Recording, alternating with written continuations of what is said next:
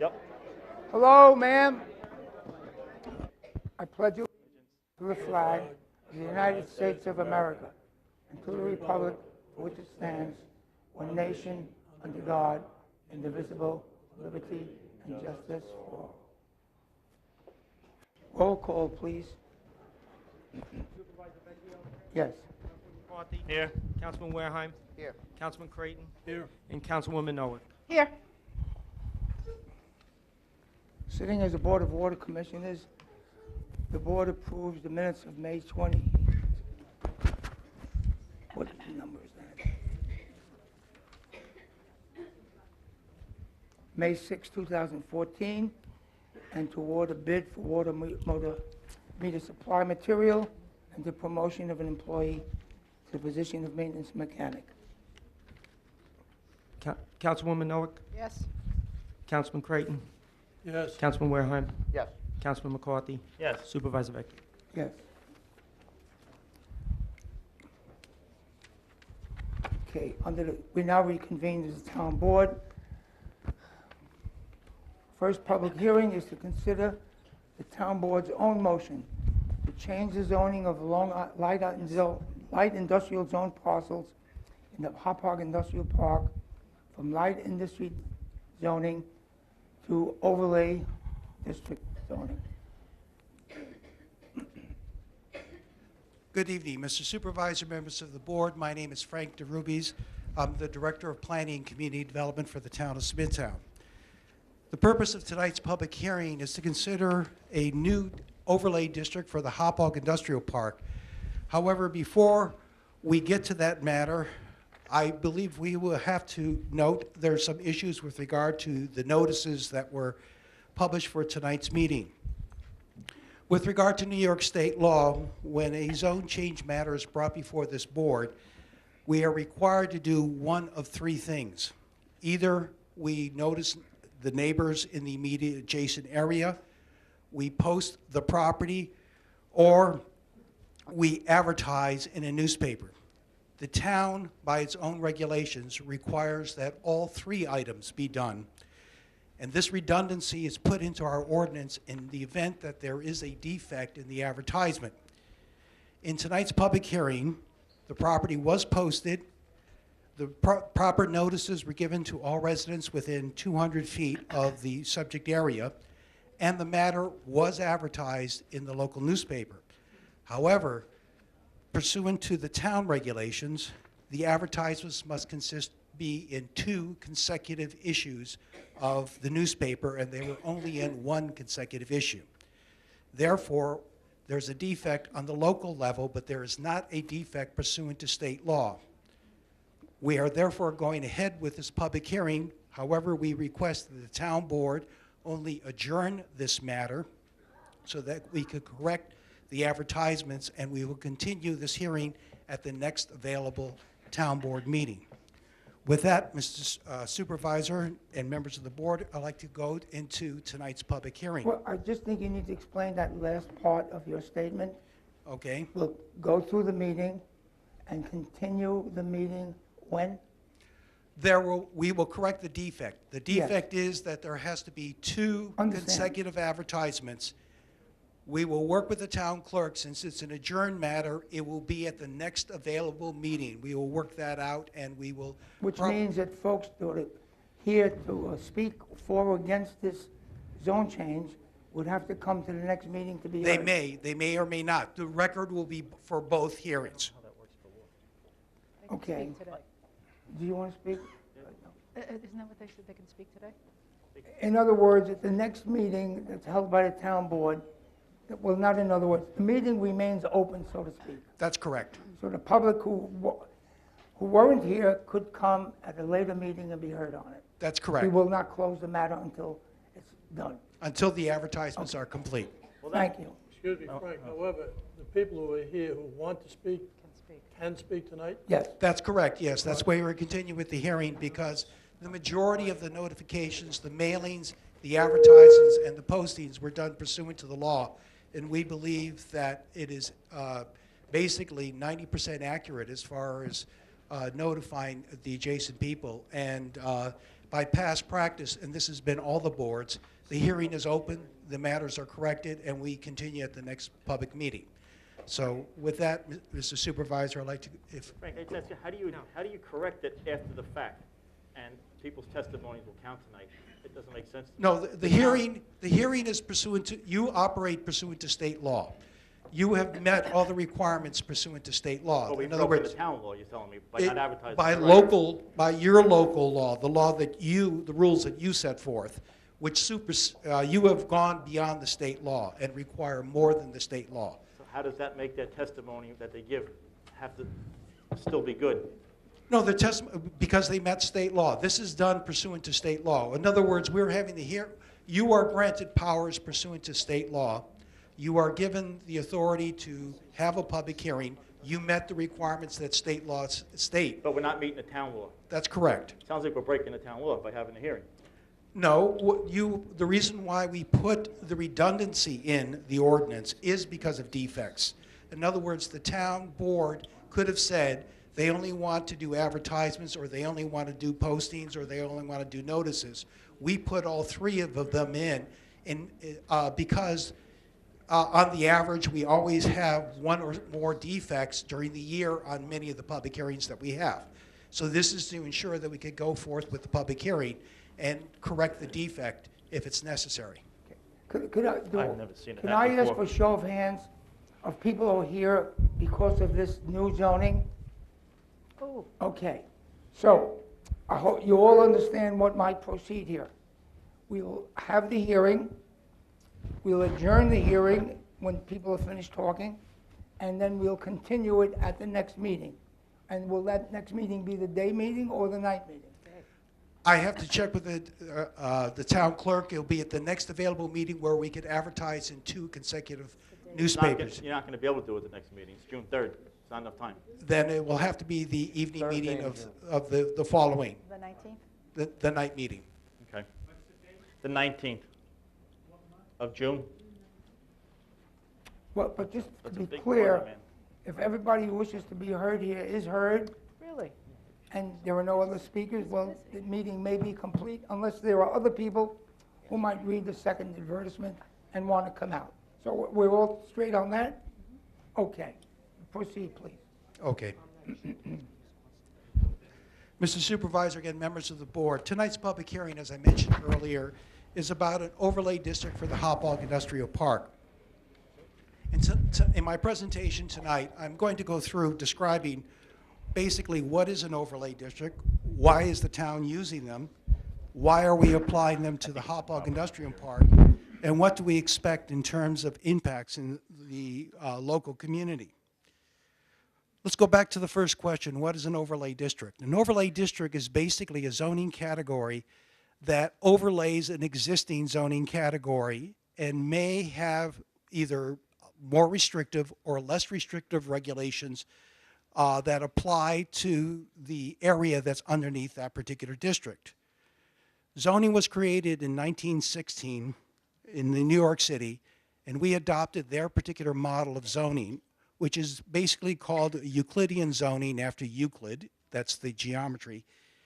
And what we basically do is piece up the town into various districts, business, residential, and industrial, and separate these uses by those districts. That has been the form of zoning since 1916. What we have learned in zoning since that time, that is a very good way to organize the town on the macro level, but however, it is not good on the micro level in that there are areas that have unique characteristics that the zoning cannot address. We already have some of these overlays in effect in areas of the Nisququag River and in our coastal zone areas. In the Nisququag River, for example, we have the Wild and Scenic Recreational Rivers Act, which are regulations that supersede our local regulations and require more stringent land use regulations than what our zoning regulations require. We also have one in our coastal zone area through our local waterfront revitalization program. And while this regulation can be considered more restrictive, it is actually designed to promote water-related development within the coastal zone area. So there is a purpose with regard to these overlay districts in terms of trying to define regulations that are more specific to a particular area. Now, with regard to why are we considering these overlay districts right now? Currently, the town is updating its comprehensive plan. Our comprehensive plan basically examines all facets of the town, including population, land use, recreational needs, infrastructure, and the like. Okay?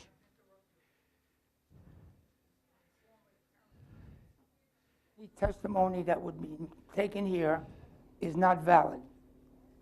So it may be to the chagrin of all these people who came out, but if this hearing proceeds according to the town attorney, the results of what's heard here are not legal. Well, And so, what would you... now all you folks that came out, you understand what's transpiring here? No. How could they? Okay. There's a requirement when there's a zoning hearing that the venue has to be posted around. 2, people living within a radius of 200 feet of the zone change have to be notified by mail that those 2 items did occur. And it has to be advertised in the town's official newspaper on 2 occasions, 2 times. In this case, it was only advertised 1 time. So in effect, it makes this meeting defective in that your testimony is not valid. So it means, what it means to all of us is we all have to come out on another evening and hear it after it's duly corrected. Scheduled for the 19th. Yes, ma'am. I need you, well, wait. No, Mrs. Palazzolo, we're not going to entertain what your disagreement is. We hire a lawyer. The lawyer advises us legally. I understand that, but all I'm saying is she should be talking. Give you information as to how you feel, even though it's not legal. No, it's unfair. Well, but that wouldn't be fair. That would not, according to the town attorney, that would not constitute a legal proceeding. I can't answer your question from here. So, Mrs., okay, fine. Oh, wait, you know what? We can't speak from the audience because everything we do here by law must be recorded. So if you have a question, you can go up to the microphone and ask the question. Would you like to do that? Yes. Okay, please. And you give us your name and address.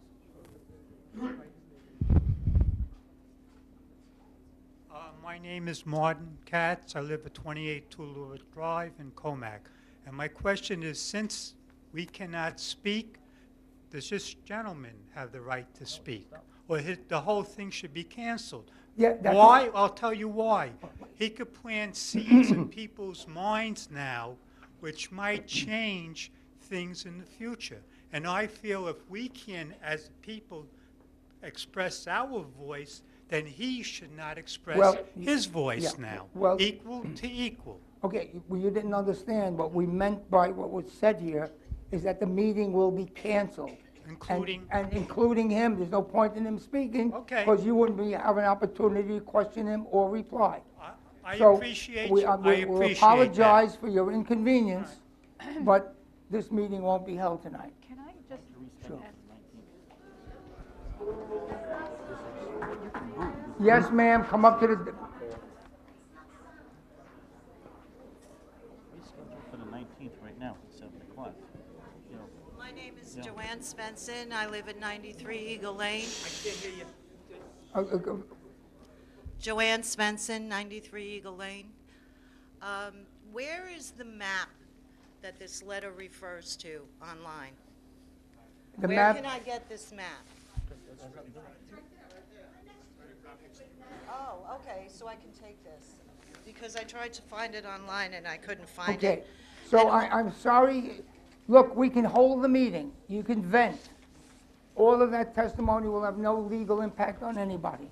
So it's inconvenient, and we're just going to cancel the meeting. Okay, is that okay with all? I'm sorry, I apologize. No, this is only the meeting on the overlay district. Yes, we will advertise it once again for 2 times, as required by law. The same 200 mailing, we'll do that. I'm gonna Yes, we'll do that again. Supervisor, just a question because I'm new here. I'd also like to know something. Why 200 feet? That's the- 4 or that's the- 5-foot buildings do that's the not town only code, affect ma'am. people within 200 I'm sorry, but that is the law of the town code. That all residents, all property owners are notified within 200-foot radius.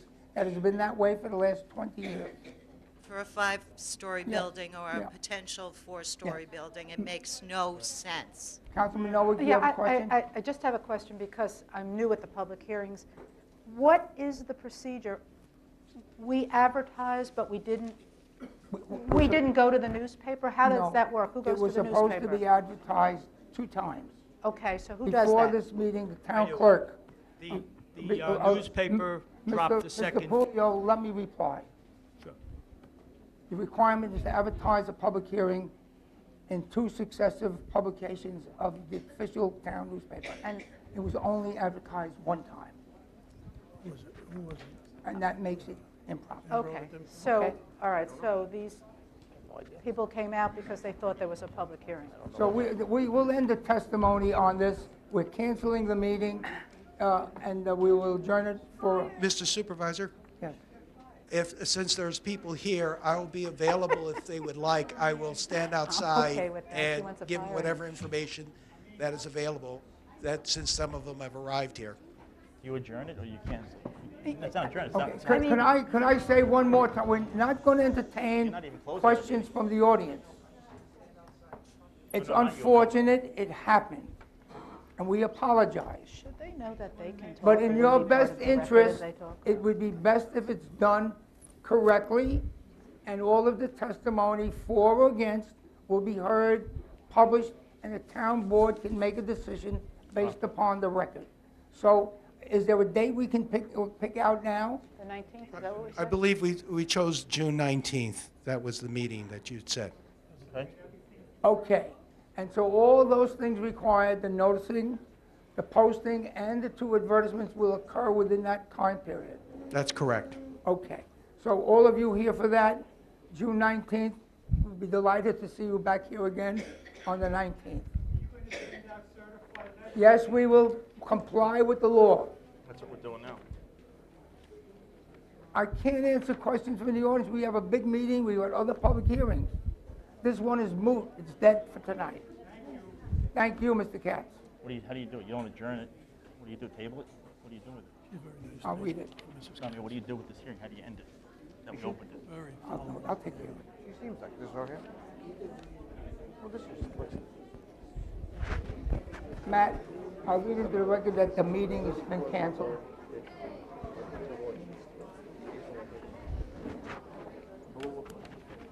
I'll read into the record that this is canceled. How long before? Ladies and gentlemen, we need to continue with our meeting. There's 2 more public hearings.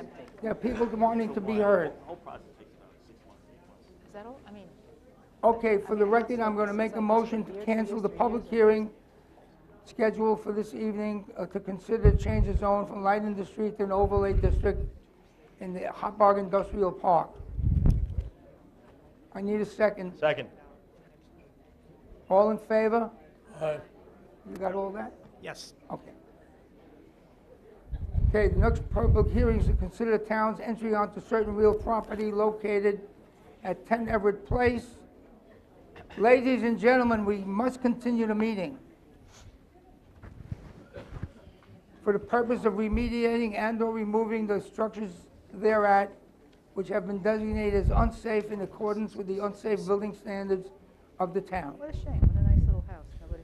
Good evening, Mr. Supervisor, members of the town board. Louder. My name is Martin Simon, Assistant Town Hold the Attorney. mic to your voice. Sorry. Good Repeat- evening, repeat Mr. that. Supervisor, members of the town board. I'm Martin Simon, Assistant Town Attorney for the town of Smithtown.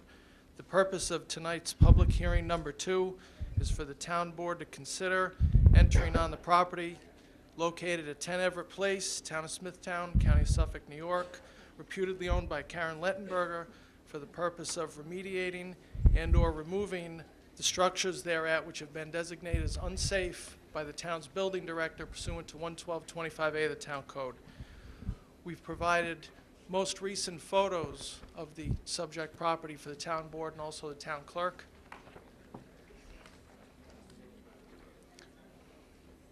Okay. Does anybody wish to be heard on this matter? We have two right here, Supervisor.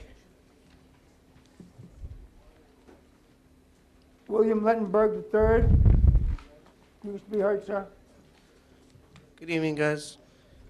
I'm here on behalf of my mother, Karen Lettenberger. She is a flight attendant for JetBlue, so she's out of the country right now, so she could not attend tonight. I was Bring that mic closer to you, please, so we can hear you. I was respectfully requesting an adjournment to the next town board meeting, if that was Well- available. The reason we're here is because the building has been deemed unsafe. Have you seen the photos? Have you seen the building? Yes, I have. Mr. Town Attorney, that's a question you can answer, not I. I'd continue the hearing. I'd recommend that we just proceed with the hearing at this point, Okay, and if the Adjourn. board wishes to, they can hold it in abeyance for 30 days. okay, so we're going to continue with the hearing? Yes. Okay, you can be heard. Say that again. You want the town board to do what? If I could get adjournment to the next, Well, Town Attorney advised we hold the hearing, and then you can make your plea during the rest of the week to him for an extension if you can. okay, Okay, is That'd that be your great. wish? thank you, yes. Okay.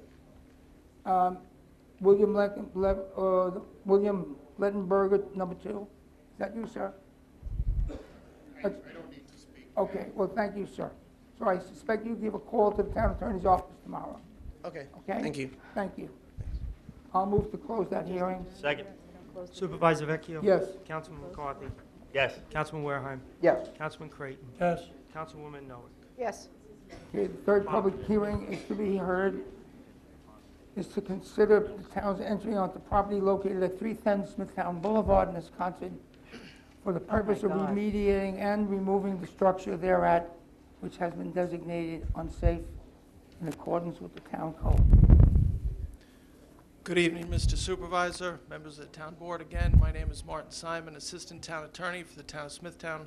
The purpose of tonight's public hearing number 3 is for the town to consider entry upon the property at 310 Smithtown Boulevard in Esconset, town of Smithtown, County Suffolk, New York, reputedly owned by the Anna Lechner Trust, care of Lily Katsoftis, trustee, for the purpose of remediating and/or removing the structures thereat which have been designated as unsafe by the town building director in accordance with section 11225A of the town code. Again, most recent photos have been provided to each board member as well as the town clerk. Anyone wish to be heard on this matter? If not, I'll move to close the hearing. Second. Supervisor Vecchio? Yes. Councilman McCarthy? Yes. Councilman Warehime? Yes. Councilman Creighton? Yes. Councilwoman Noack? Yes. Okay, under correspondence, we have a first reading for 2 events. Kings Park High School Homecoming Parade, Comac Volunteer Ambulance, 5K Run Walk. Anyone here to be wish to be heard for or against the granting of those permits? We'll move on. Town Board to authorize the clerk to advertise for the following bids: a bid for xerographic paper, a bid for refuse remediation, a bid for cast from drainage items, cast iron drainage items, furnish and install standby generators for stormwater pump station, and a bid for modifications to floor and roof drains at the Smithtown Highway Department building. Councilwoman Noack? Yes. Councilman Creighton? Yes. Councilman Warehime? Yes. Councilman McCarthy? Yes. Supervisor Vecchio? The town board to award the following bids and authorize the purchase of associated goods and services: a bid for tree service to Reliable Tree Service, a bid for athletic field clay to Custom Clay, a bid for baling wire to Cavett Wire, and a bid for mulch bags to Dyna Park Corp. Councilwoman Noack? Yes. Councilman Creighton? Yes. Councilman Warehime? Yes. Councilman McCarthy? Yes. Supervisor Vecchio? Yes. town board, after due study and deliberation of the record, issue a secret declaration, a determination of non-significance in the matter for reasons stated in the memorandum from Mr. Barton, Assistant Environmental Protection Director, on the town board's own motion to consider zone change for Lincoln Mercury dated May 15, 2014. Councilwoman Noack, Yes. Councilman Creighton, Yes. Councilman Warehime, Yes. Councilman McCarthy, Yes. Supervisor Vecchio. Yes, town board to approve the minutes of the meeting of April 24, 2014. The donation of a batting cage from the Kings Park Youth Organization. Town clerk to issue a special event permit to Suffolk County Kennel Club. Establishment of standard workday for Mr. Anthony Tanzi, a member of the Board of Zoning and Appeals. E, pursuant to the public hearing held by the town board on May 6, 2014, considering the town's entry into certain real property for the purpose of remediating. The property has been designated as an unsafe structure in accordance with the unsafe building standard as set forth in Chapter 11225 of the town. And as per the recommendation of the Director of the Building Department and the Town Attorney, the town board hereby declares said site in violation of Chapter 11245, Section A of the Code, and further determines that the reputed owner of the property, Crossroad Realty, has failed to remediate said unsafe conditions at the site after notice of same. Accordingly, town board hereby authorizes the town to enter upon said property for the purpose of removing and remediating said unsafe conditions. F, extension of an agreement with Heinrich Equipment Company for professional services. G, authorize the town controller to transfer cash in lieu of a defaulted performance bond. H, park rangers named here to attend a training course in Ocean County College in Toms River, New Jersey. Adoption of amendment to Chapter 248 of subdivision of land as per public hearing held on May 6th. The Highway Department to purchase 2 F-250 pickup trucks with plows. The Audubon, New York, to hold educational events at Short Beach Town Park on June 28th and July 6th between the hours of 9:30 and 1:30 p.m. at no cost to town and subject to the execution of hold harmless agreements by all Audubon staff. Authorize the sale of surplus town equipment, Parks Department. Authorize sale of town equipment from the Highway Department, and authorize sale of surplus equipment from the Municipal Services Facility. Councilwoman Noack, Yes. Councilman Creighton, Yes. Councilman Warehime, Yes. Councilman McCarthy, Yes. Supervisor Vecchio. Yes. Supervisor, we have 3 cars blocking the fire training center out back. Those cars have to be moved. It's a silver Lincoln MKZ, a white Chevy, and a Land Rover. The fire department can't get back there to do training, so you're blocking that entranceway. So the owners of those cars, could you please go out and remove them? Thank you. I have number 8, town board to authorize the acceptance of the following. 8A, acceptance of donations on behalf of the animal shelter. Councilwoman Noack, Yes. Councilman Creighton, Yes. Councilman Warehime, Yes. Councilman McCarthy, Yes. Supervisor Vecchio. Yes. Town board to authorize the controller to execute the following as per 9(8) through 8 transfers and increase in revenue codes.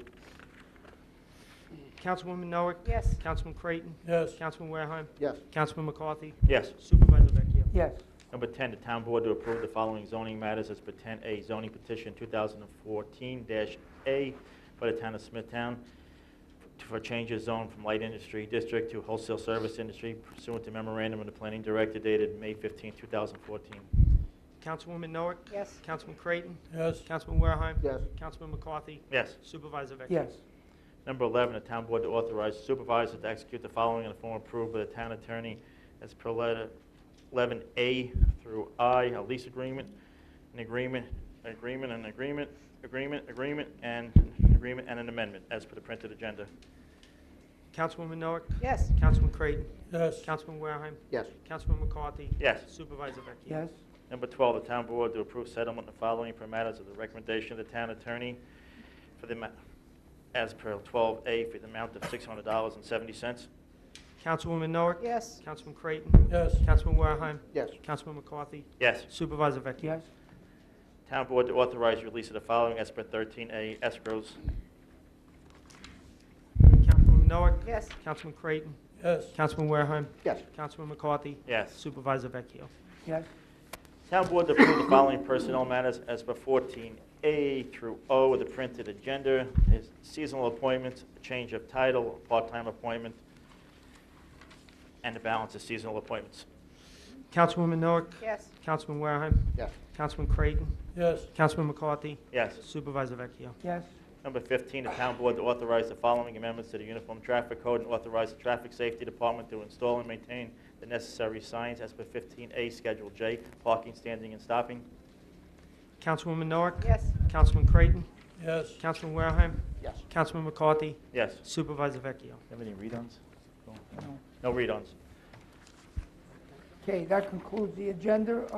Those wishing to be heard, Mr. Bob Lipinski.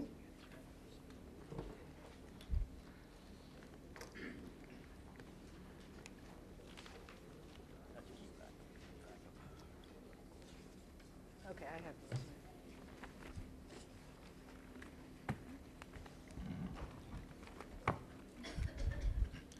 Good evening, board members. My name is Bob Lipinski. I live at 1 Dover Hill Drive in Nesconset. I'm here to discuss a major problem and concern to our neighborhood regarding traffic. Members of our community conducted a traffic study during the month of May. We conducted this traffic study on Friday, Sunday, and Monday at 12 different times. The study was conducted at the intersection of Alexander Avenue and Dover Hill Drive in Nesconset. Cars proceeding both northbound and southbound were counted at 10-minute intervals. I would like to share with you our findings. On Friday, May 2nd, in a 6-hour period, 11 a.m. to 2 p.m.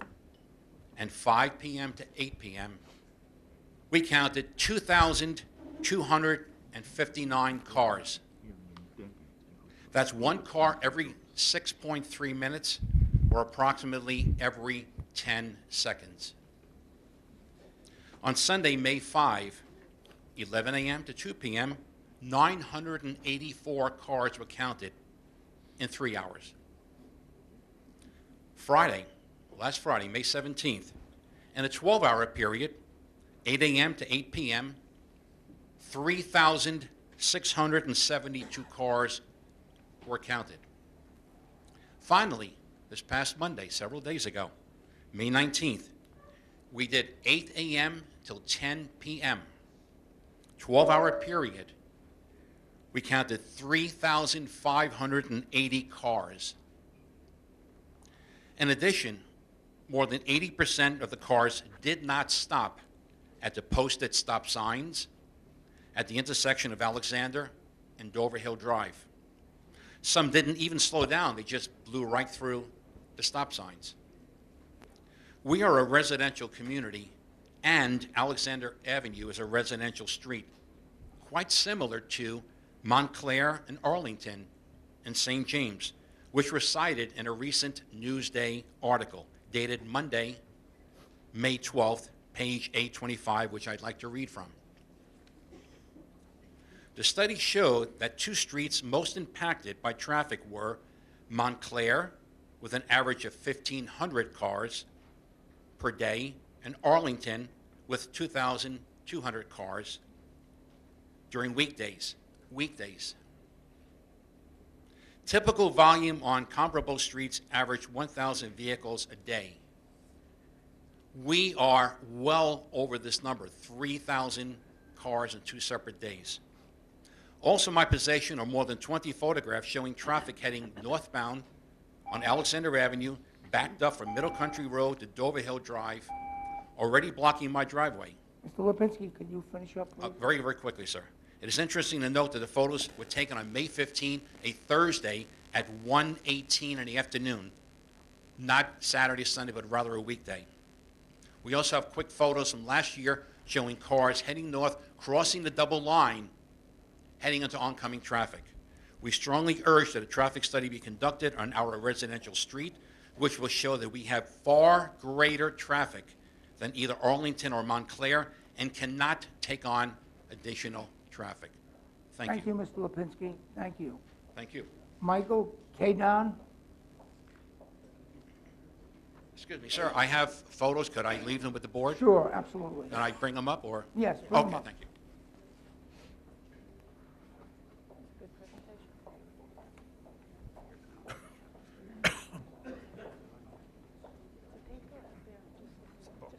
Mr. Caden? Mr. Caden, do you want to start? Hi, my name is Michael Caden. I live at 161 Alexander Avenue in Wisconsin. It's also a bit of a continuation of what Mr. Lipinski just spoke about. We also counted 41 trucks as part of our study that traveled down the street in one day on a residential street. Not, right, they weren't UPS, they're just regular, I guess 18-wheelers. That's it. Thanks. Okay, thank you. Susan Fink?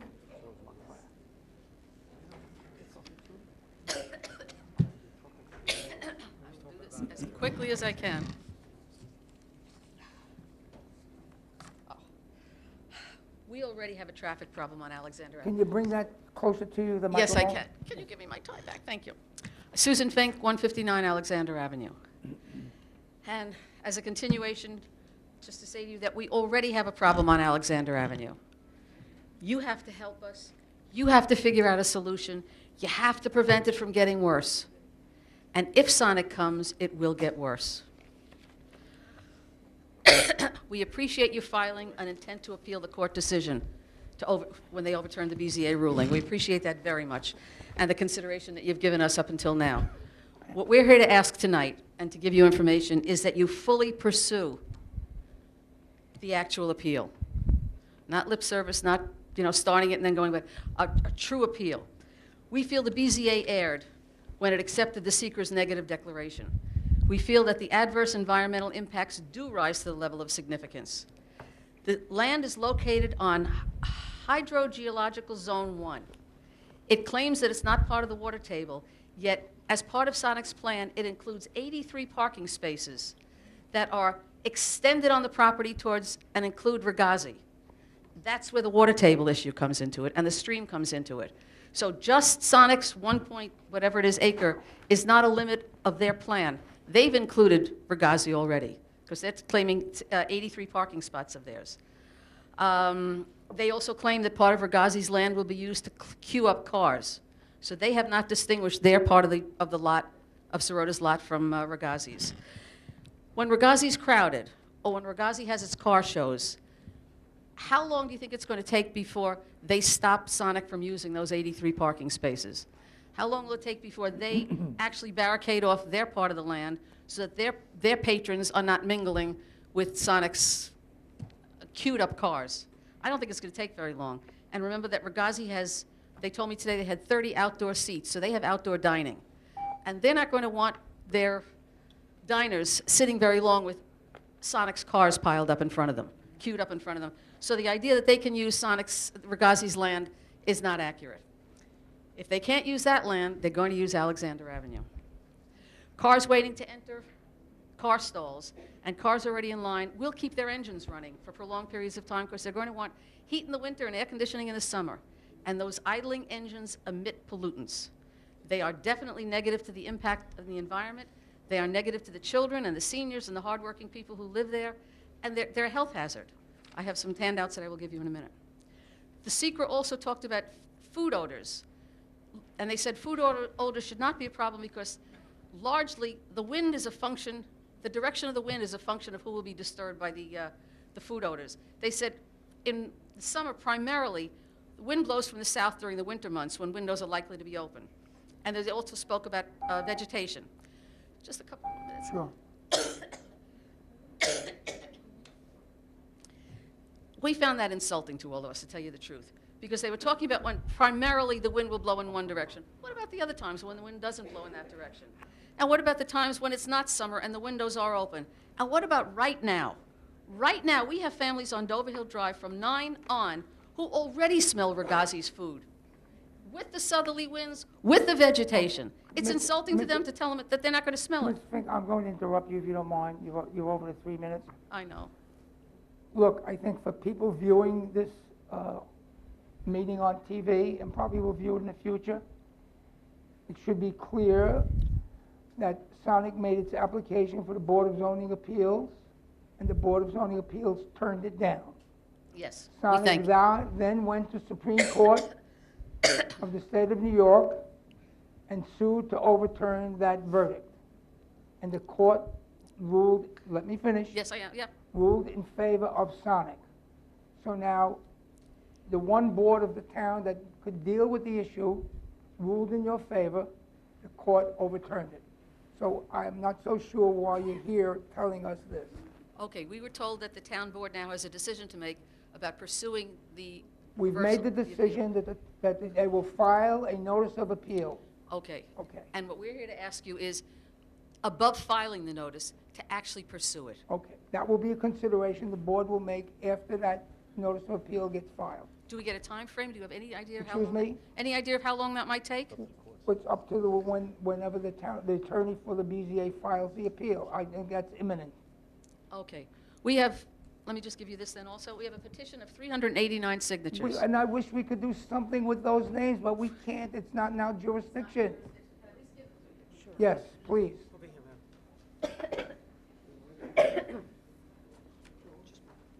And we understand that, we appreciate that the BZA did listen to people. And we know that the court said that the town You came gotta speak into in the public mic, ma'am. opinion. Okay. But we know that you don't have to have a paid Mrs. Fink, spokesperson everyone gets to be 3 heard. minutes. We're going to be here till midnight. Okay. Thank you. Okay, and, oh, Joanne Forniero.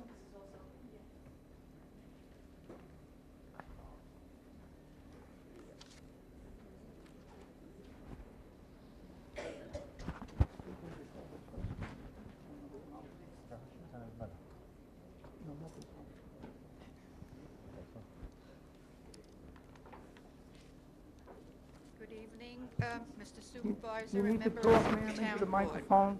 Thank you for your time and your strive to help as best you can. Some of us has lived on Alexander Avenue since 1969, and we were hopeful our street would remain peaceful. Through the years, our community has become something we never dreamed it would become. A thoroughfare burdened with heavy traffic, as you've heard. Commercial trucking. Now faced with Sonic on the corner, we will soon incur environmental dangers to our home, harmful exhaust fumes, etc.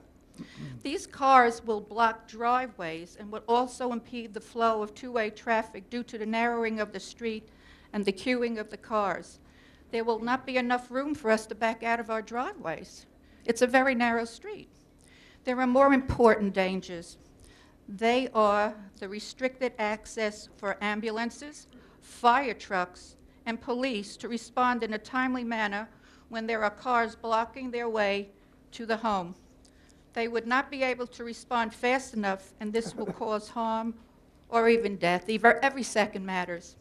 Also, sanitation, mailmen, school buses, lawn services, oil deliveries, and any other delivery service will be negatively affected by the queuing.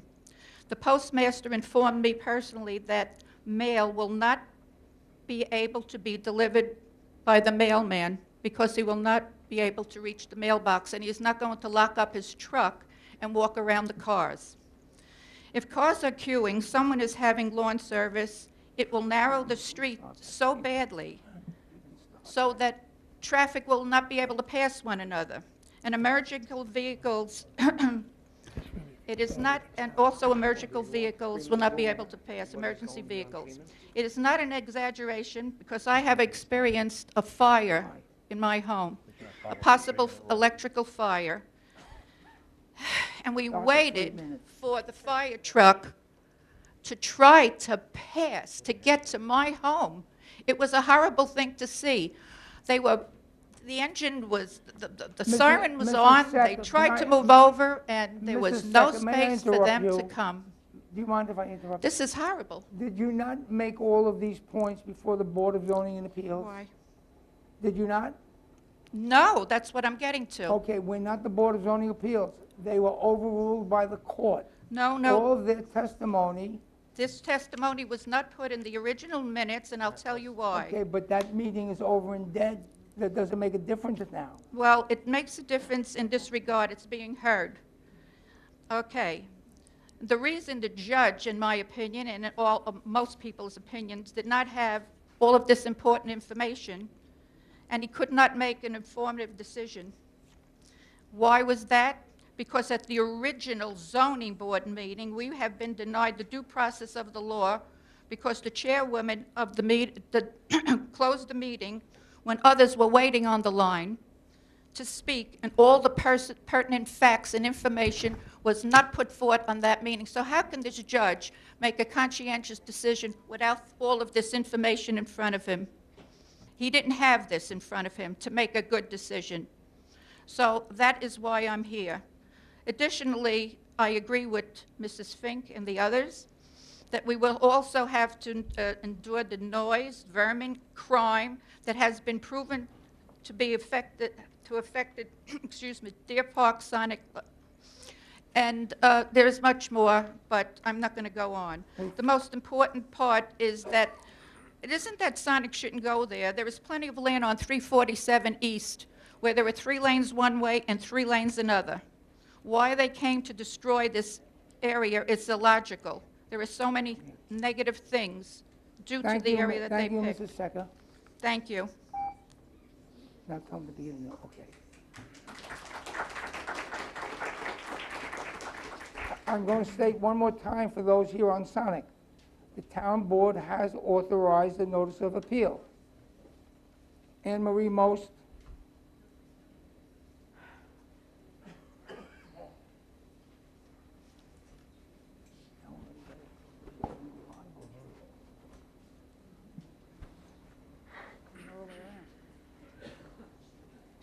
Long trip.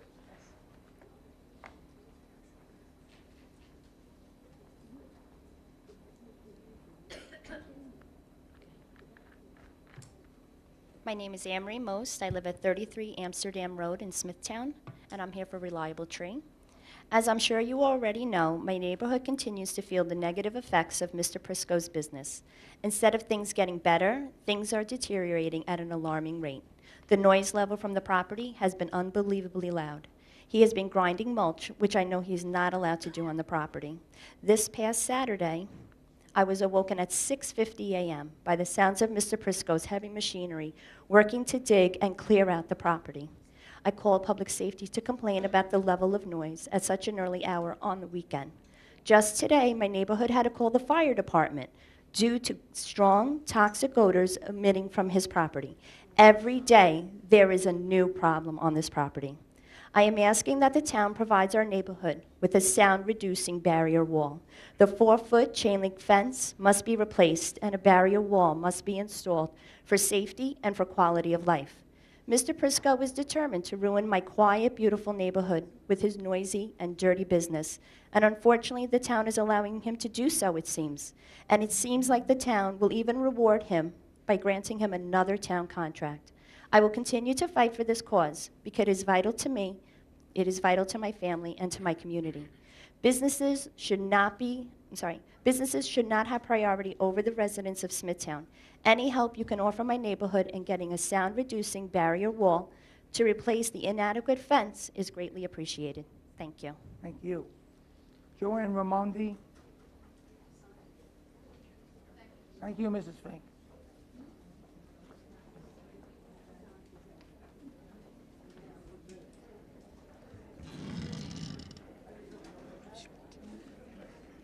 You might want to wait till they leave. They sure get cheap air conditioning in here, don't they? Keep running it. Want to read something on? I thought it. I don't know. Oh, wait, no. He was over at that fire. He was over at that fire. Yeah. Okay. Okay. Ladies and gentlemen, please, we have to conduct a meeting. Okay, we can hear you. My name is Joanne Romanelli, 52 Amsterdam Road, Smithtown. I'm here about Reliable Tree Service. I don't know much about local politics, But I do know that when I moved to 52 Amsterdam Road, I had no idea that there was even a sump or a basin or whatever you call it, because there was a protective barrier there. Excuse me. Ladies and gentlemen, would you please exit? We need to conduct the meeting. Is your name Romandi or Romanelli? Romanelli. Romanelli. Is that what it says? Yes. Okay. Yep. I don't know much about town buffers, but I do know the definition of a buffer, and that is something that protects, which we don't have anymore. I also know that this buffer, this protection, was illegally cut down over years and years, and it has not been planted to date, and I believe June 6th is his due date. I'll tell you right now, he's chopping more trees down. He's not putting them up. I asked the members, if this was your home, would this be acceptable to you? I might not know about zoning, but I do know the definition of a sump, and that is something that is low-lying place that collects water. I also know that it's called a recharge basin, so I'm asking the board to kind of help us out with this terminology. Is it a sump? Is it a basin? Because it's my understanding that if it is those things, we need a 6-foot fence. Obviously, we'd like a wall there, but if anything, a 6-foot. Now we have a 4-foot. We could just kind of jump over. So I ask the town, is that acceptable if this was in your home?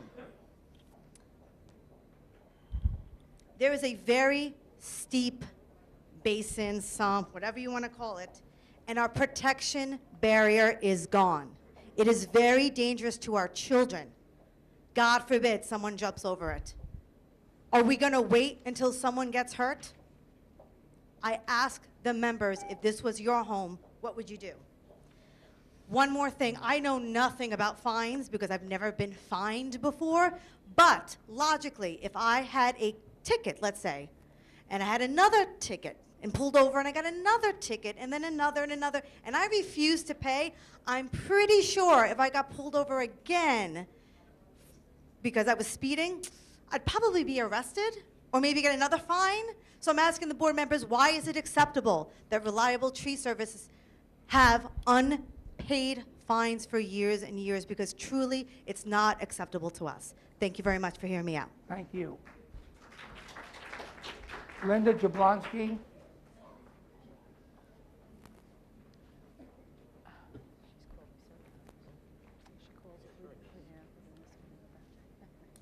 Hello, I'm here regarding Reliable Tree Service. This business has operated illegally for over 10 years, and at the same time has been rewarded with millions of dollars in town contracts.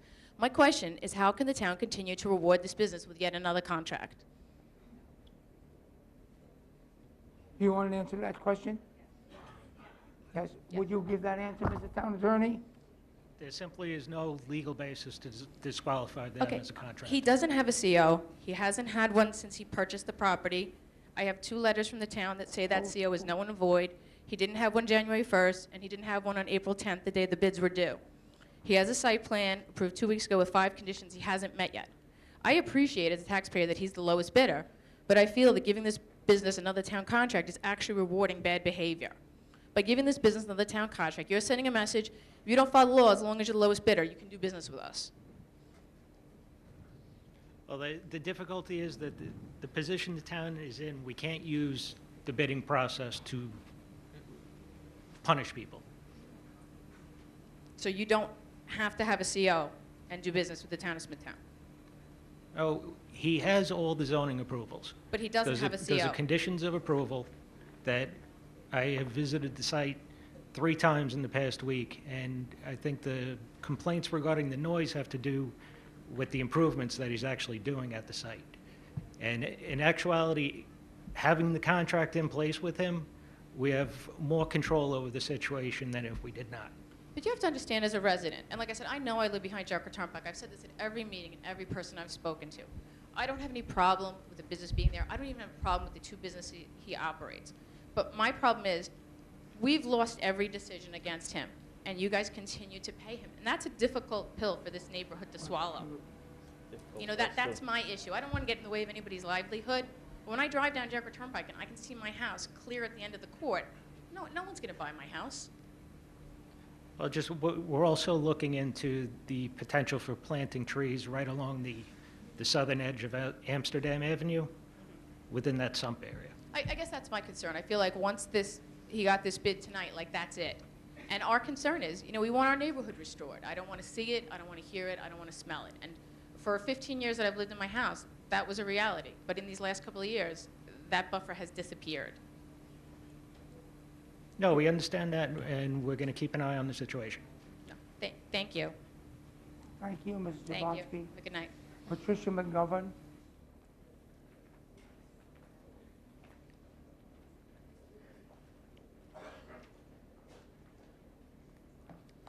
Good evening, Supervisor Vecchio and Town Board members. I'm Patricia McGovern, and I reside at 142 St. James Avenue.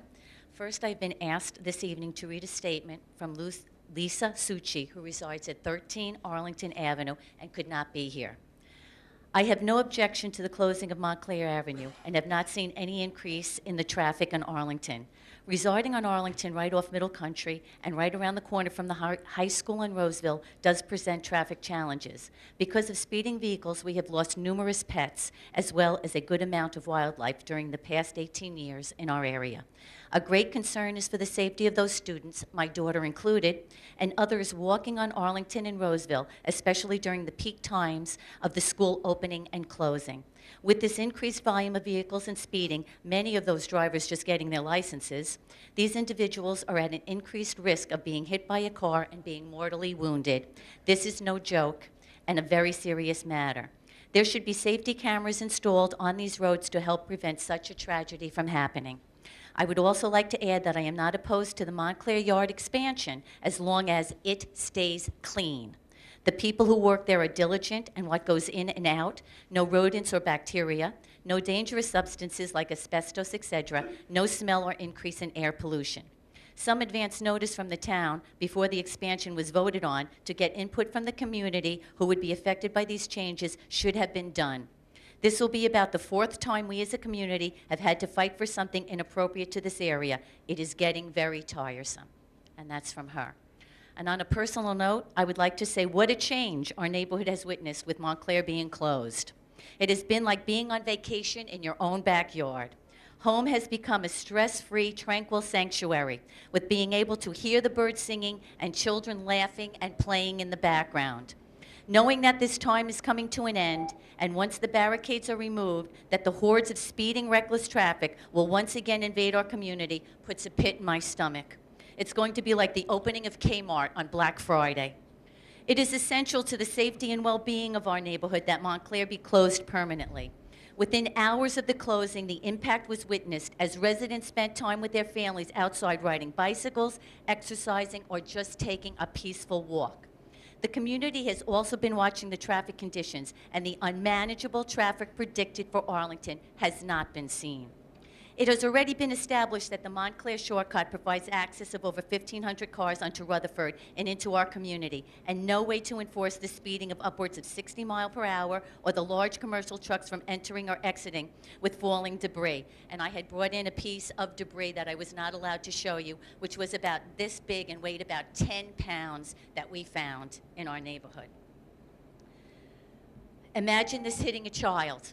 Ms. McGovern, you exhausted your 3 minutes. How much more do you have to I go? just have a few sentences Okay, more. thank Thank you.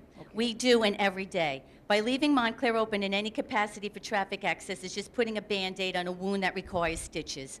With the expansion of the yard and the demolition building and completion of the apartment complex, a possible or half-measure response will see our community once again overwhelmed and back here in a short time. Something nobody wants to see happen. As hard-working, tax-paying community members, we deserve a positive, definitive solution now. Thank you, Mrs. McGovern. Thank you. Mr. Demosthenes?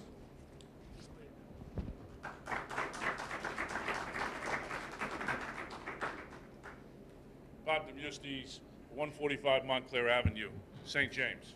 Good evening, Supervisor and board members. I would like to start by thanking you for the temporary road closure of Montclair. It truly demonstrated what a peaceful and quiet neighborhood we could have. Once people realized that the road was truly closed, That took well over a full week, and we still have people turning around now. So the question is, who was really impacted by the road closure? The car dealers test driving the cars? I saw one driver going down our dead-end street today. Car carriers and heavy equipment type vehicles. Tuesday morning, a car carrier turned around in the intersection of Montclair Avenue and Rutherford. Town highway trucks. Monday, one turned around at the intersection also. All the people who shortcut through the residential neighborhood and don't live in the neighborhood. Probably many who don't even live in Smithtown. This is still happening today. And of course, our NASCAR friends who race on the street both night and day. And lastly, the residents of the neighborhood. How, you might say? We now experience what many other residential neighborhoods experience daily, and who pay the same taxes we do. A quiet neighborhood where kids can play in the streets and be safe, where families can take walks and not be worried that they may be run down. Reduce noise, reduce dust and dirt, as well as the smell of exhaust from vehicles. The night times especially, beautifully quiet. We're not woken by the screeching tires at 2 a.m. Okay. It has been indicated that the road closure was to create a traffic nightmare to the surrounding area. As residents, we have been paying close attention to the issue and have not noticed any major impacts both during normal hours and during rush hours. We all agree that the biggest issue is the parking on Arlington Avenue next to the car dealerships, especially when they have car carriers unloading vehicles in the middle of the street. I'm sure the Traffic and Safety Department could study this and find a solution. I truly hope that this board hears what the residents are expressing and they make the correct decision to close the road permanently, separate us from the industrial zone, and truly make us a residential area. Thank you. James Russell.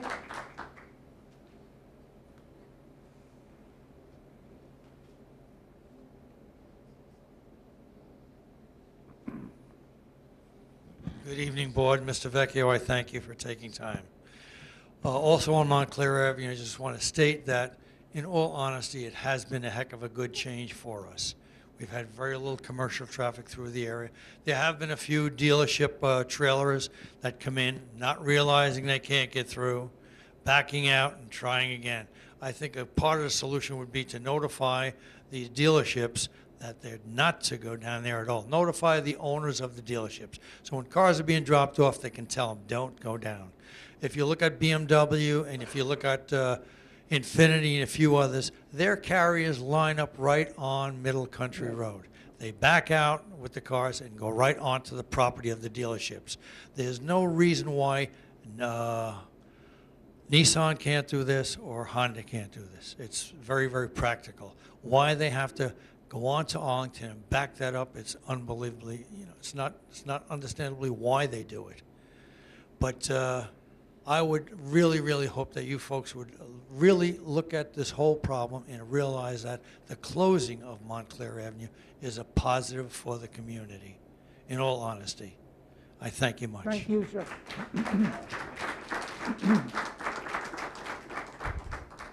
Henry Heilig. Is it H-E-I-L-K?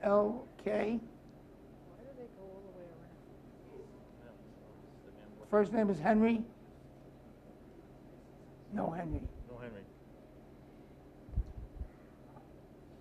Louis Braun? Laura, I'm sorry. Don't do good with my name.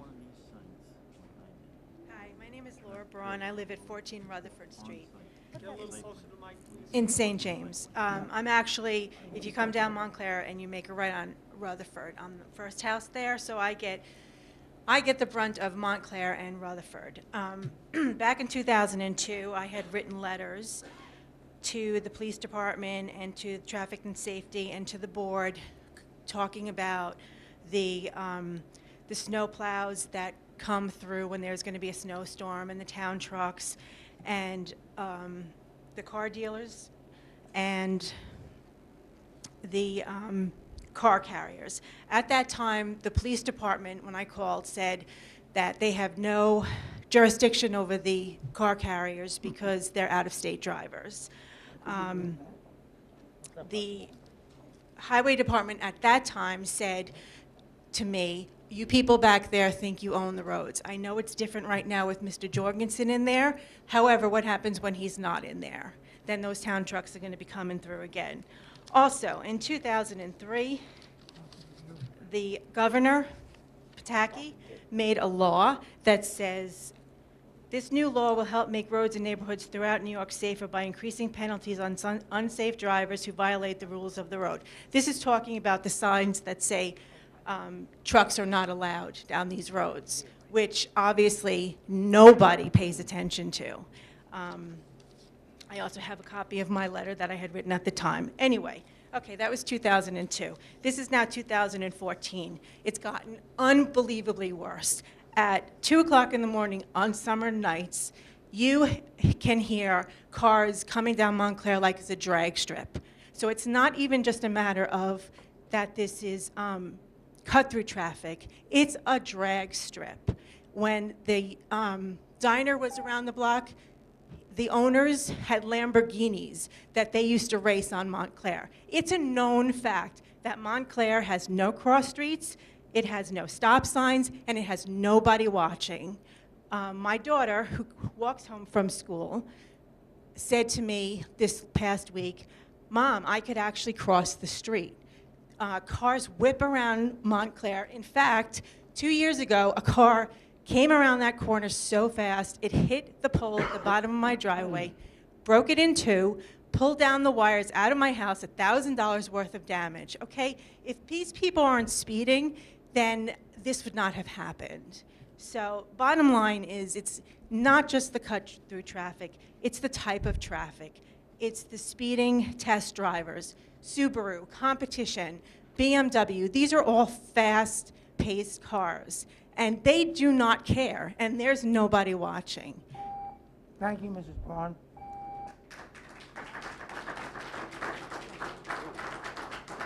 Star Munson.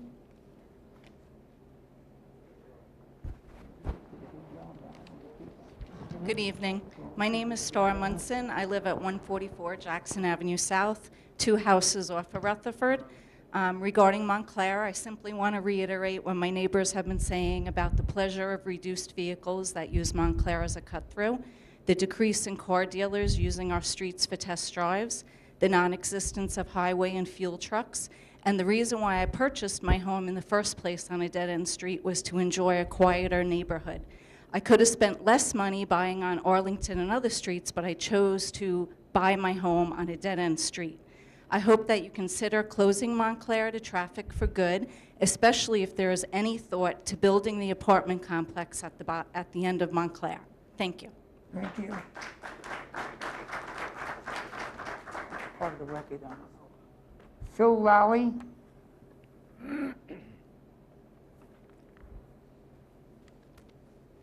Good evening. My name is Phil Lally, and I live on 146 Montclair Avenue. I again will reiterate what most people have said here after being a resident in Smithtown, St. James for 20 years. As I've watched the changes, and I think we all know that Smithtown and St. James is generally getting more crowded. I am concerned for the well-being of all the residents in the developments to know that we could possibly have a drastic increase of traffic down Montclair Avenue, especially being a bus stop for the children, and increasing this by a possibility of 500 cars cutting through all the roads to get into St. James. I do support, of course, closing Montclair Avenue. I think it's a best choice, and I think it is in the best interest for the safety of all the residents that live in the neighborhood. And I think, and I hope that the board would consider it and make a good, sound decision. Thank you. Thank you.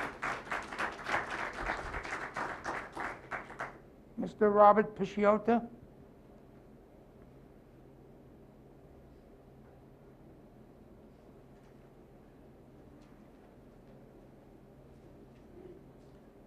Hello, my name is Rob Pichot. I live on 11 Arlington. I actually didn't have anything to say today, just jotted a few things down.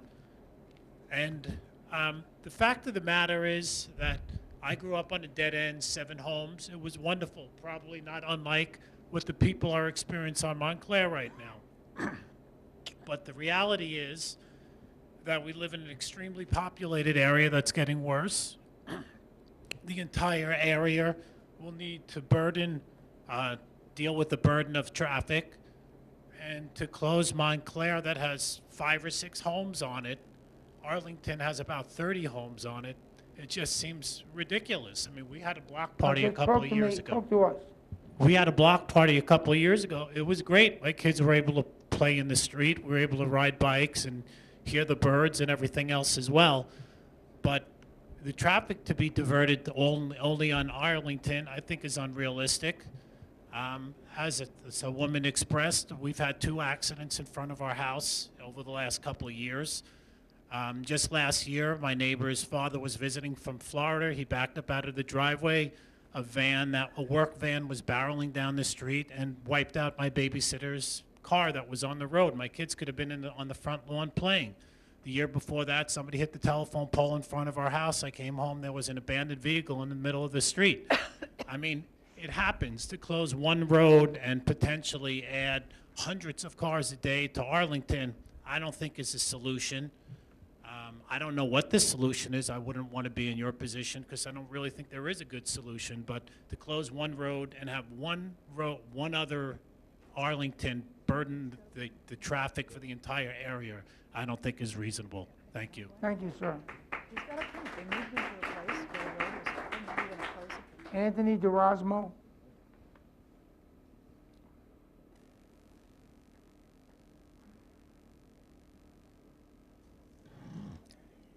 Good evening, Supervisor Vecchio, board members.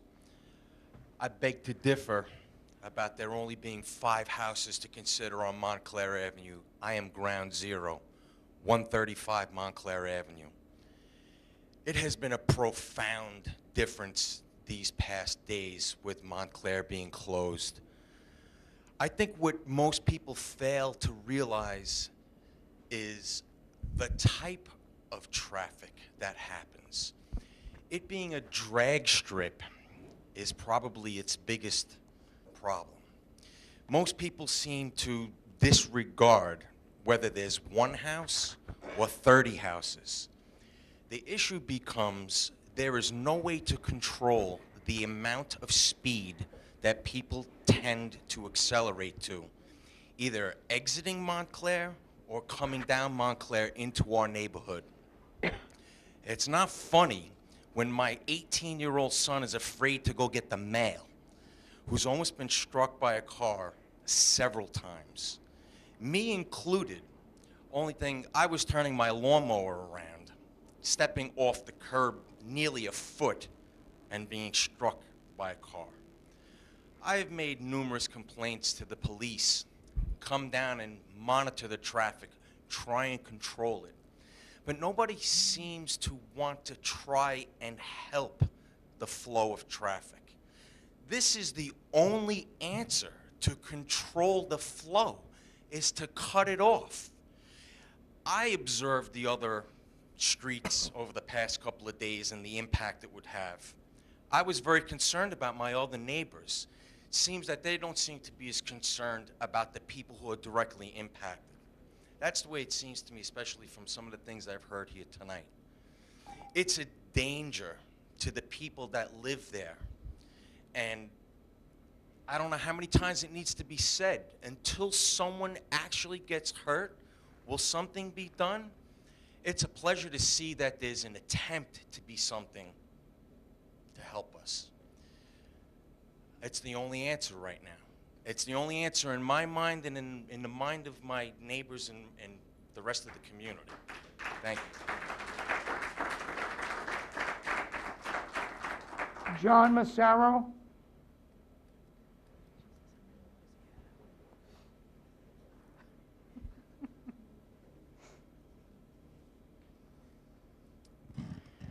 Thank you. I'm speaking partially on behalf of Mary Beth Siskind. Could you take the mic out and hold it to your mouth, please? It's easier. Okay. She has suggested that Route 25 between 111, really Terry Road, and 347 be widened into 2 lanes going both ways. The state had declined funds for that, and I had suggested to you that we should just stripe the street and turn the side emergency lane into a second lane, okay? You know, because you're sitting in the traffic and you're just seeing this stuff is not being used. I mean, it's like being in a store, having 40 people on a line, seeing the other checkout station, you know, and there's nobody there. So that's the situation on 25 in Centeridge, okay? Because it's just a lane, and a curb. So there's no shoulder. That could save a lot of inconvenience, and it could save a lot of money too if you just restripe it. Well, of course, you know that is not a town road. Right. But just, you know, somebody has to have Make some. that request to the state? Yeah. Okay. Okay? Thank you. Angela Montalbano?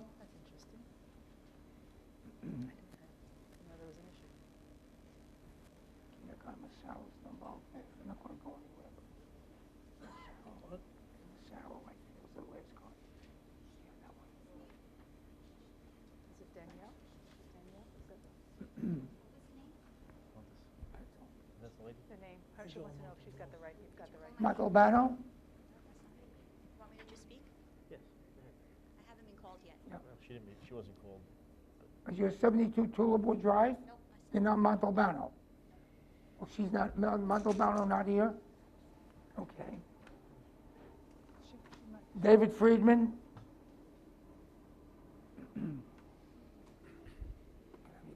Yeah, sure.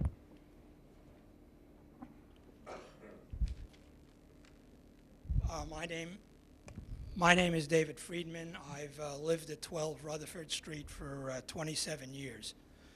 The closure of Montclair has made our neighborhood more like what it was when I moved in. No constant din of traffic. I see people enjoying walking our streets without fearing for their safety or choking on exhaust fumes. There's relief from the tractor trailers that illegally use Rutherford and Montclair to turn their rigs around. There's relief from the test drivers, particularly those originating at the Subaru dealership at the southern end of Montclair. Most of all, there's relief from the shortcutters traveling in both directions, often speeding, driving recklessly, or throwing their fast food trash and cigarette butts onto our property. What's causing all these shortcutters to use Montclair and Rutherford? The answer is that it's the very bad traffic conditions on Middle Country Road, specifically the section from Terry Road to Lake Avenue. This has gotten worse year by year. It got worse when fast food establishments and additional dealerships were located in this section. It also got worse with the construction of Avalon Commons. There's a very good case to be made that Montclair Avenue should be closed now because the character of our neighborhood has been transformed by the constant traffic coming off or going on to Middle Country Road. But the real elephant in the room is the proposed construction of a 260-unit apartment complex on Montclair. Where is all the additional traffic that this complex would generate going to go? Cars heading eastbound from this complex are not going to turn left from Montclair onto Middle Country Road. That's a very dangerous and difficult left turn to make even now. That means all that traffic will be funneled up Montclair onto Rutherford and then onto either Orchard or Arlington. Likewise, many cars heading home from points east or north are not going to take Middle Country Road to make a left onto Montclair another difficult and dangerous left to make. They too will be funneled through our neighborhood. Putting a traffic light at the end of Montclair, particularly of the 100-second variety, will not solve this problem. The safety and quality of life issues caused by the continual procession of traffic through our neighborhood is bad enough as it is, but it will become intolerable after the construction of this apartment complex unless a barrier is placed on Montclair.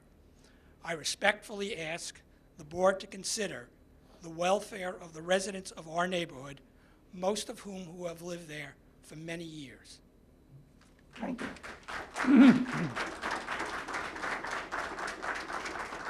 Rose Palazzolo.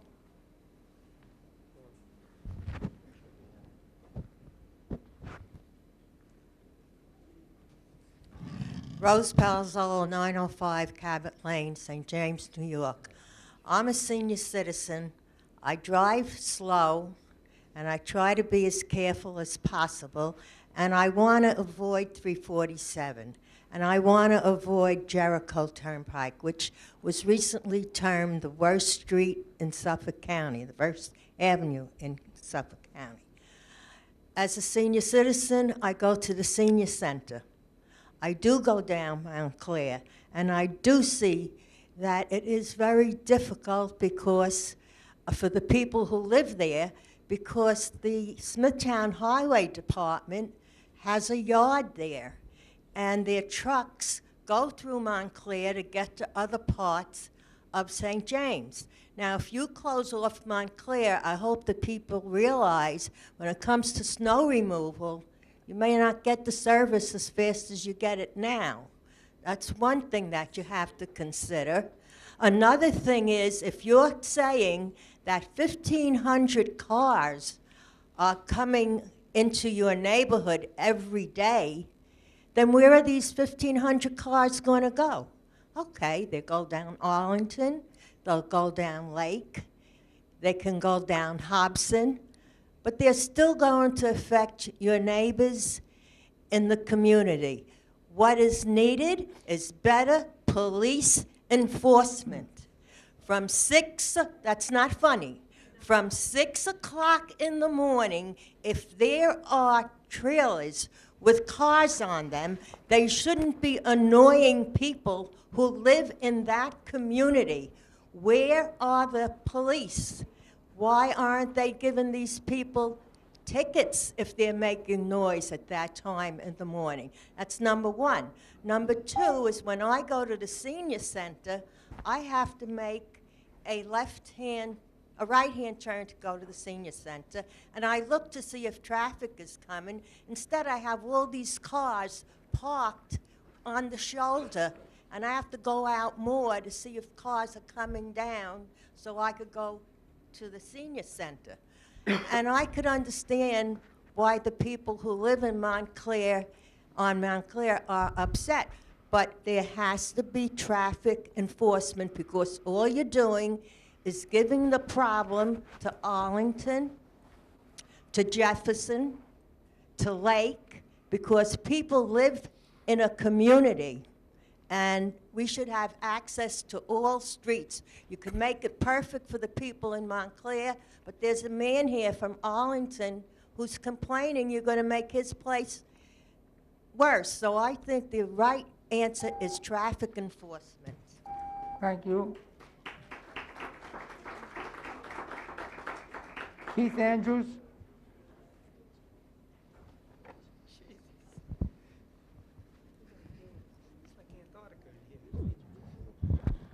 Hi, good evening. I'm Keith Andrews. I live at 49 Amsterdam Road.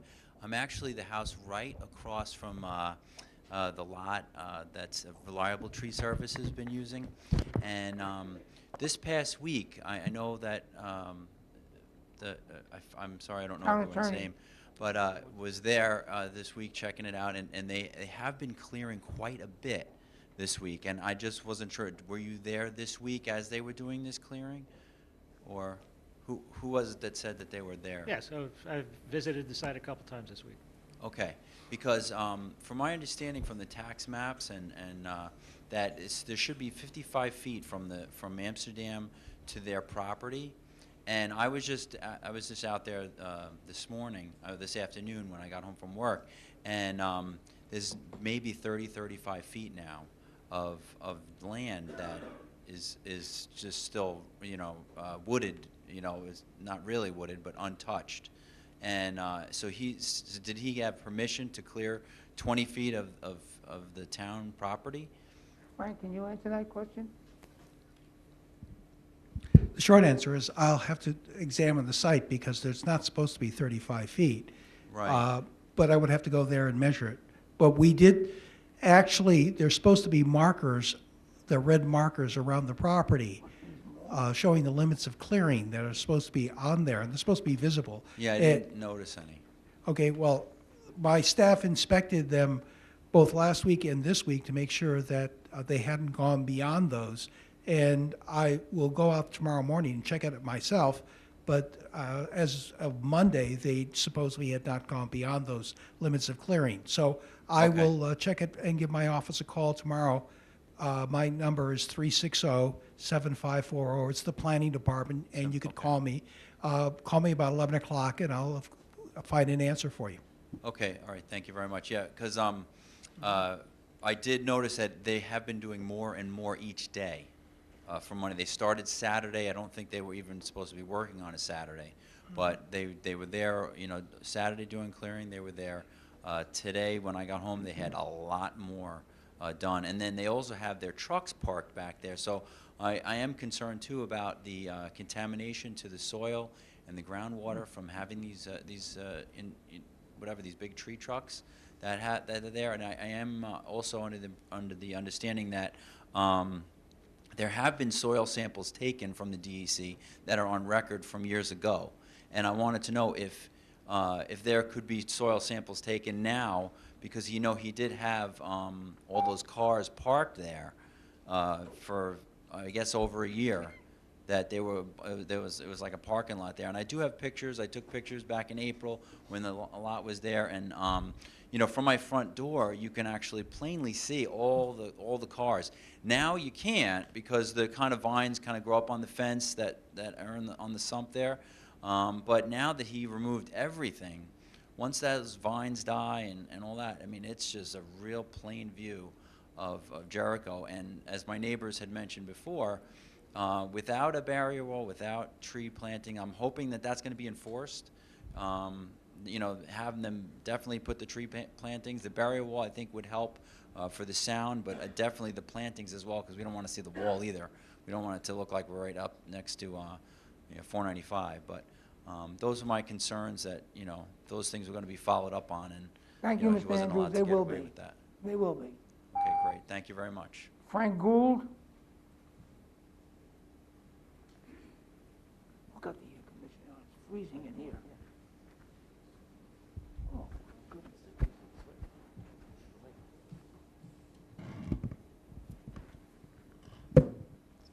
Good evening. My name is Frank Gould. I live at 38 Arlington Avenue, St. James. I, too, would like to live on a cul-de-sac. It would be great if you can turn Arlington into a cul-de-sac, but that's not going to solve our problems. We have a huge traffic problem, and it gets worse as the years go on. We have the car carriers, we have fuel trucks, we have school buses, high school kids, mechanics test driving. You have people looking to buy cars, test driving the cars. They all come up Arlington, or they come up Montclair. If you close Montclair, they're just going to continue to come up Arlington. Arlington right now has more cars, more traffic on it than Montclair. If you check with your study and you check with the police department, I would assure you that there are more accidents on Arlington than there are on Montclair. By moving all that traffic over to our street, you're going to make it that much more difficult to travel on.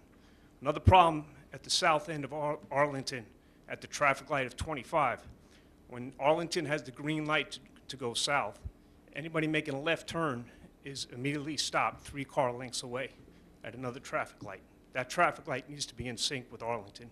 If 3 cars make that left, no one else can get off the block. That means you can't go east, can't go west, or you can't go south.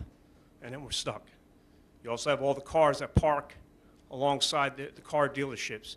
this week, I don't know if they got the message, but they're not there this week. And it makes it a lot easier to get off Arlington. But the car carriers are still there.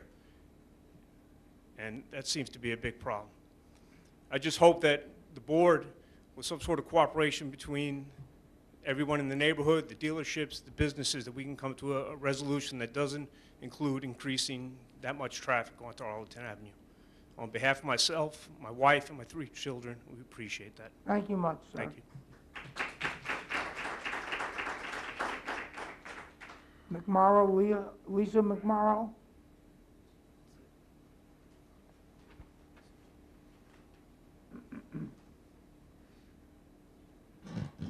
Hi, good evening. My name is Leah McMorrow. I reside at 10 Arlington Avenue. I'm here representing the mothers of Arlington Avenue and all the residents of Arlington Avenue as well. I've been a resident of St. James on Arlington Avenue for the past 12 years and a mother of 3, 10, 8, and 5. Over the years, we've seen the safety of our block significantly decrease year by year with no sidewalks, no enforcement of the stop signs, and speeding. I am concerned not only for the 20-plus children that live on our street, but all the residents and animals as well. I find it ironic that the 3 dead animals that are resulted this week alone in the closing of Montclair were picked up immediately because they were all right in front of my house. But the police presence to enforce the already existing laws, well, is just not existent. The only time I've seen a police presence is when a speeding car hit my car as I was making a right turn, pulling into my own driveway, and hit me on the right. So as I put my signal on, I'm traveling this way, I'm turning here, and a Smithtown teacher was going from one school to the next and hit me as I was entering my driveway.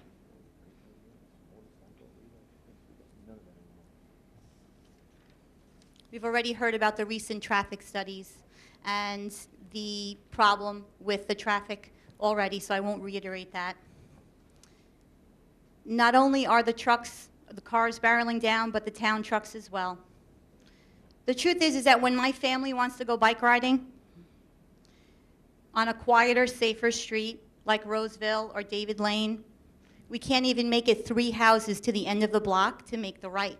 That is a reality. In fact, we're very close with our neighbors. We can't even cross the street to give each other an egg or a cup of cheese. This is a reality. Playing in the front yard, that's okay. I have a backyard. I'm okay with that. But the fact that we have this speeding up and down at the pace and the speed that it's happening is really unacceptable. Closing Montclair will only make this worse.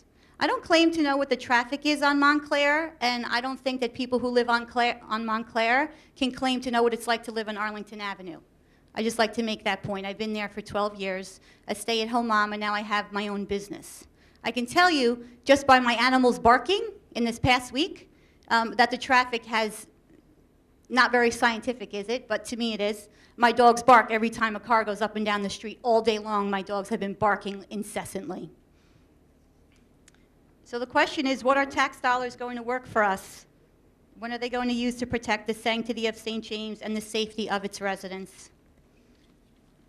Honestly, comparing 4 houses on Montclair to 20 houses on Arlington is really a no-brainer. When this situation gets worse, what is it going to do for us? Mrs. Past McMorrow, behavior. you're about to wrap up. Yes. Past behavior is the best predictor of future behavior. And if that holds true, closing Montclair will only make things worse. Thank you, Mrs. McMorrow. Alfred Belding.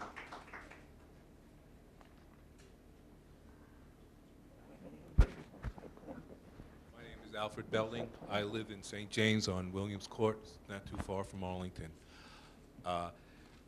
Last Thursday, we were trying to go to Jericho Turnpike, and it took us 3 traffic lights to get there. I understand the people in Montclair Avenue have a real problem, but there's a way to fix it without closing Montclair. I would recommend maybe speed bumps, if that's possible, or putting a speed camera there to try and control the traffic. Also, not making it possible for trucks to move through there. using no through traffic for trucks. Sorry there. Well, it's got to be enforced then. That's the problem. It's not enforced. And that's what I would recommend. I understand they have a real problem, but it's not right to close the street and have the people of Arlington pay the price. You have 1,500 cars using Montclair. They're all going to be going on to Arlington, in addition to the 2,500 that are already using it. That makes 4,000 cars using Arlington every day.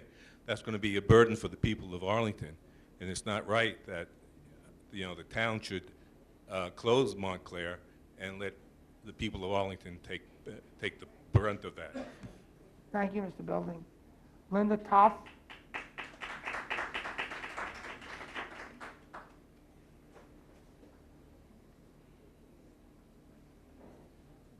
My name is Linda Toff, and I live on Roseville Avenue, and I'm completely unaware of what's been going on here. Just a few weeks ago, I saw the sign on Montclair and realized they were closing it. I thought it was to fix Montclair. I had no idea any of this was going on. As residents of Roseville, we were not included in any of this. And what's happening now is what the cars are doing is they're coming up and they're coming down Roseville. Roseville itself is very heavily trafficked by teachers, by all sorts of things. I feel for my Montclair neighbors, I really do. But I feel for my Arlington neighbors, I feel for my Rutherford neighbors. I think we need to look at the whole picture. We've got over 4,000 cars in our neighborhood a day. Why? It's because we have a lot of cars, we have car dealers, we have schools. We're very, very trafficked. And I think that what we have to do is look at a bigger picture. And I would just like the town to do that before it starts closing roads, opening roads. Now the recycling center is coming. I don't even know what's happening there. Is there a plan for the recycling center? And There is no plan for a recycling center. As you might know, a recycling center. The Montclair Avenue yard will be improved greatly from what it was, and it would produce less highway truck traffic. Regardless of what you hear from others, that's a fact of life. So then it's just going to be a yard that sits and collects It's going to be a yard as it is now, except it will be better handled and better operated. Is there any way that the town can get in touch with the state to do something about that section of 25? Because I really do believe that's the monkey on your back. Okay, the best voice with the state is people. You have a state senator, you have a state assemblyman. So if Their we all offices got are in together, Smithtown. We can only make the same plea you do to the state offices. would you make that plea? We do that on a constant basis. Does it change very much? A complaint won't be answered for 3 months. So you need to put the pressure. All I heard here tonight was lack of police enforcement. The town of Smithtown collects $56 million per year for the Suffolk County Police. And we get no support when we ask for assistance on avenues like you're talking about.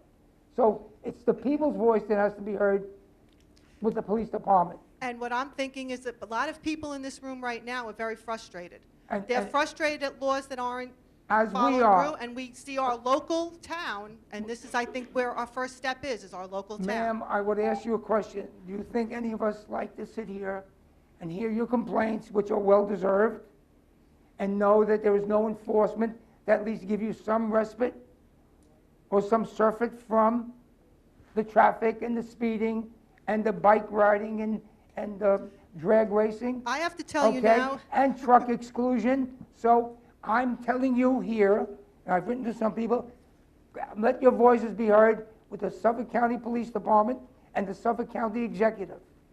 I'm a little tired of getting beat up for what another agency that collects our taxpayers' money does not do. All right, so if we plan to get ourselves together, you guys are going to be with us. We're with you now because Mr. Creighton and I have been on the phone constantly with the precinct commanders. All right, then I hold everybody to that. That's all I can Okay. do. You're the last speaker, and I'll move to close the hearing. Second. Supervisor Vecchio? Councilman McCarthy? Yes. Councilman Wareheim? Yes. Councilman Creighton? Yes. And Councilwoman Noack? Yes.